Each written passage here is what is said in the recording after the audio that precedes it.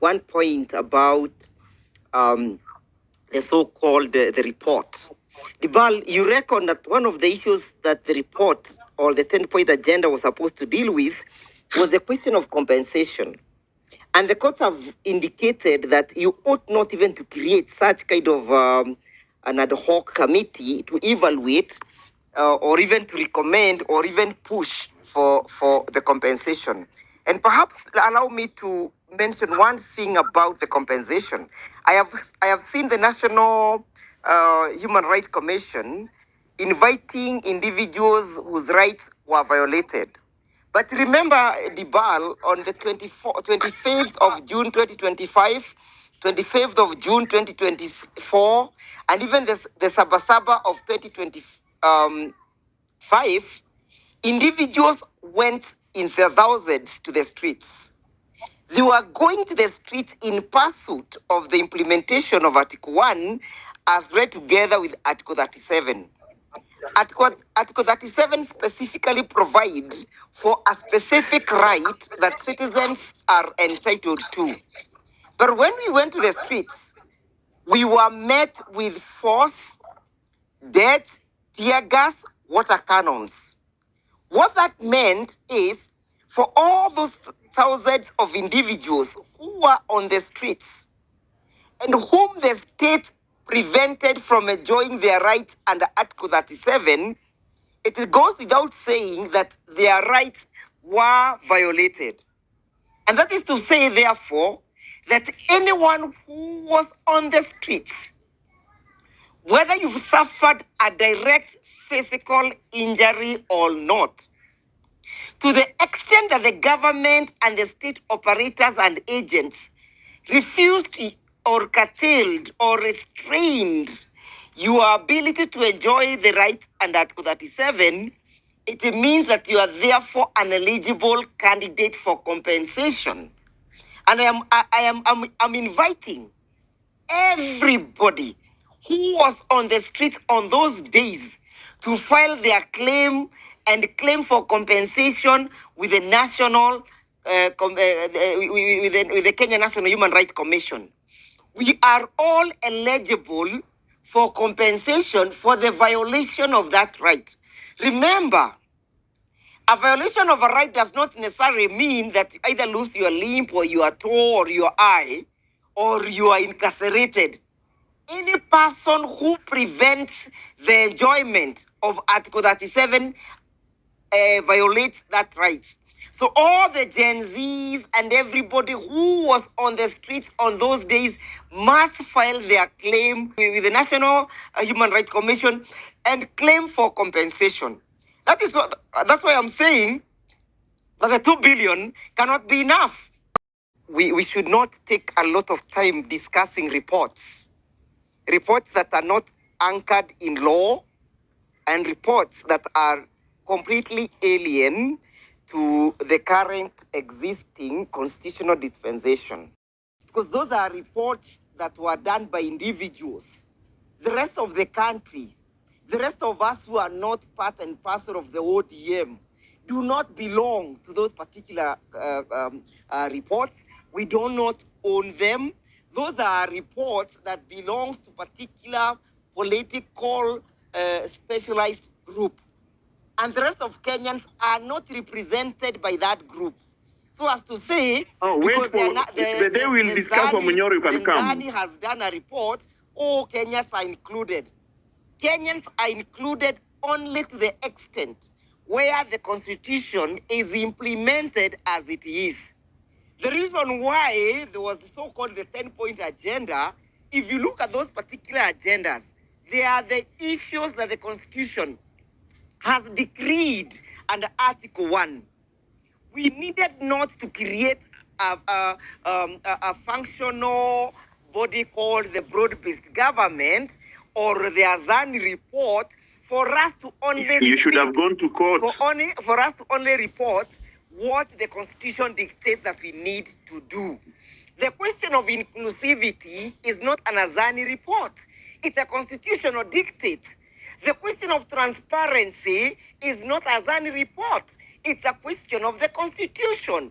The issue of accountability, the respect of human rights, it's a constitutional dictate.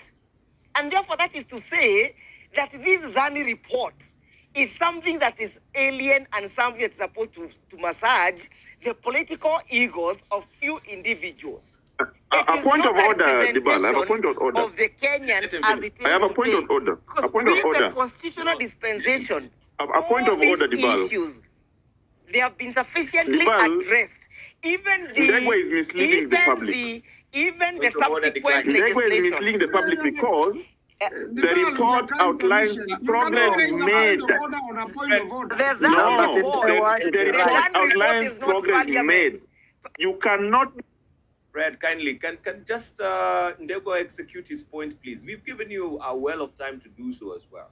So if you interrupt, I think also is he's just throwing the whole show into a disarray.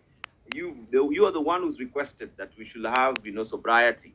Yeah, can you stand also? And that's what I'm saying. On those. Yeah, Dibal, I agree with you. That's what I'm saying. You see, you cannot mislead the public saying that report is unconstitutional. The issues raised in the report are constitutional issues. It is the progress of implementation of the such constitutional issues. So you cannot say. Why don't you just read the Article 10 and you find that Ndegwa is right? Dibal, can I just read the Article 10, Ndegwa is right. Look at the supporting cast, you see? The supporting cast. Look at the supporting cast. This is what I'm saying. This is it. You can see the supporting cast. Fred, can I finish? Yeah, I'll give you time, but let me just speak to Fred. Fred, I think you're off the border. Kindly. Let's just speak to what you've requested yourself. Yeah, if there's many points of order, I have also the floor and the right to decline this point of orders as well. And I stand to be corrected and taught also by... This is your show, boss. Just take charge. This is your show. Yeah. Don't allow such things to happen, please. Okay, can you let Ndegwa... Otherwise, we have no reason coming here. Yeah, can Ndegwa continue to execute his point, please? Thank you so much, Dibal. So my final remarks is that what we need to have done, the only persons who can give us the progress in the implementation of the Constitution is the constitutional organ domiciled in Parliament, the parliamentary committee in charge of implementation of the Constitution. The Azani committee or the Azani report is not recognized anywhere under our legal regime. That's why I'm saying we should not even waste time discussing whether or not they have come up with a concrete report, simply because they are alien to the procedures of our democracy.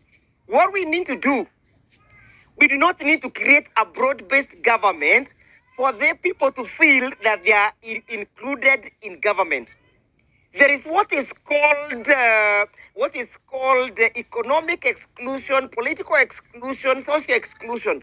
All those issues were supposed and are supposed to be addressed by the Constitution.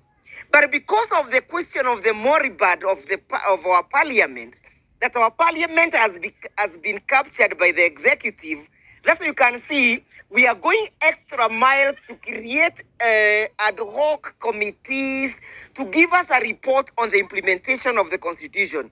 That is not the obligation of the broad-based government and its allies. It's the preserve of the Parliament of Kenya. And when I speak about Parliament of Kenya, I speak about the National Assembly and the Senate, where Senator Maanzo sits. So, Dibal, we do not need to create and to generate any other report. We do not need even to create the implementation, any committee to evaluate the implementation of the same. Parliament is sufficient. Parliament is empowered. And that is why all what Azani was doing or Azani was doing itself is alien. It finds itself no.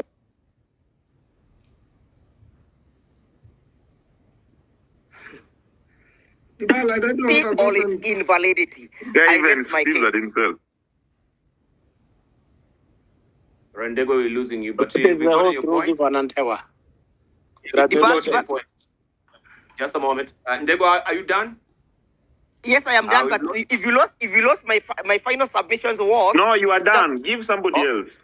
That just we do not need to waste time to evaluate the ad hoc committee's reports on the implementation of the Yeah, you are constitution done. Please, you when want to that listen is to a somebody else. preserve of parliament.